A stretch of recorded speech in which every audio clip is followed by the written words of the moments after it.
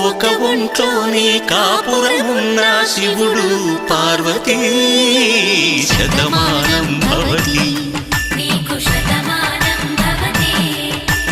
తనువులు రెండు తామొకటైన సీతారాములకి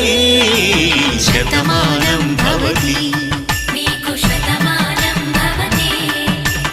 ఒక ఒంట్లోనే కాపురమున్న శివుడు పార్వతీ శతమానం భవతి తనువులు రెండు తామొకటైన సీతారాములకి